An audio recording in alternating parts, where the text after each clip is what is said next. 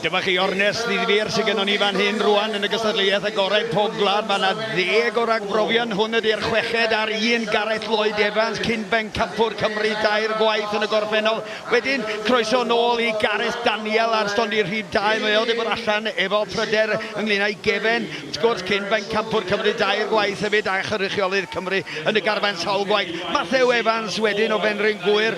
Hot dogs mae'n ei alw. Mae o yn gystadleuaeth cyson yma hefyd. A wedyn bachgen cymharol ifanc yn y gystadleuaeth yma o Stafford yn Lloegr, Nick Greaves ar y 4. A wedyn yn y pen draw na Nicky Beynon sydd yn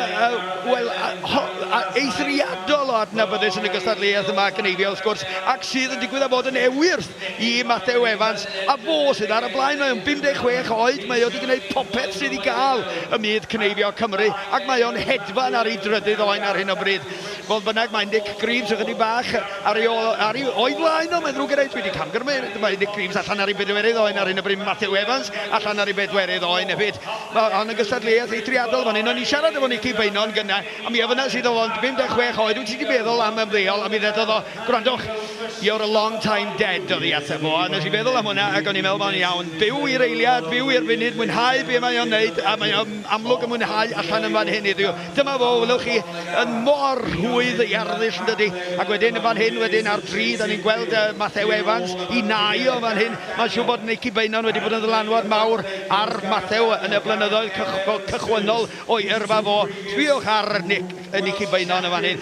Boi hefyd sydd yn dda iawn gyda'r cwn defed, wrth gwrs, Nicky Beynon, a mae o wedi meithri llawer iawn o bobl ifanc mewn i'r grefft yma. Ar ddau wedyn Gareth Daniel. Da ni eisiau gwybod beth sy'n mynd i ddigwydd i Gareth Daniel. Alwyn Mancini yn y gorlan iddo fo. Beth sy'n mynd i ddigwydd i Gareth Daniel? Ydy o'n dod nôl yn gry, chybod? Ydy'r boen yn y gefna yn pryderio? Swn i'n deud o'i berfformiad o heddiw bod o isio cyrraedd yn ôl i lle oedd o'n arfer y bod cyn y broblem. Ac mae o'n gyrru ar hyn o bryd. Fan hyn wedyn Matthew Evans yn cael wylau. Nicky Beynon lawr o bo gyda'i 4edd oen, power allan ar 5. Nicky wedi cychwyn y gyflym a wedi arafu rhywfaint yn y broses, ond cofiwch, sa'n ni cael golwg ar y bwrna fyny ar y top ar sgorfwrdd. Mae o'n deud yn ogystal â'r amser, mae o'n deud pa mor daclus maen nhw wedi bod. Faint o weithiau maen nhw wedi ail dorri glân, wedi mynd yn ôl i nôl rhywbeth o ran blerwch, a dydy o'm wedi gwneud llawer iawn o bechod hyd yma. Mae yna 25 o farciau gan i naio yn y cyfamser am yr un broblem. Felly Nicky Beynon yn Cynheifio yn daclus dros ben. Ar ystodiau hirion ar hyn o bryd ar rhif 6, Nicky Beynon, the power from the gower ydy'r boi yma. Tra ar ddau, Gareth Daniel, sydd wedi bod yn gymaint o enw mawr yng Nghymru. Ar ei ffordd yn ôl, dwi'n teimlo, ac yn beryglus iawn ar gyfer y ffeinal nes ymlaen heddiw. Nicky Beynon rwan, lawr yr ystlys dwytha yna.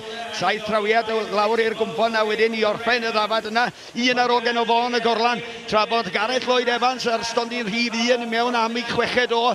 Gareth Daniel i mewn am ei 6ed o. Nicky Beynon sy'n mynd â'n sylw ni ar hyn o bryd yn gorffen i 5ed o. Taclus dros ben, Nicky Beynon, dyna fo, yn un anghywir. Nicky Beynon sydd wedi gorffen. Fe sgorfwr yn dangos 5-6 oedd o wedi wneud. Nicky Beynon yn mynd â hi o ran cyflymdra. Slide dros ben.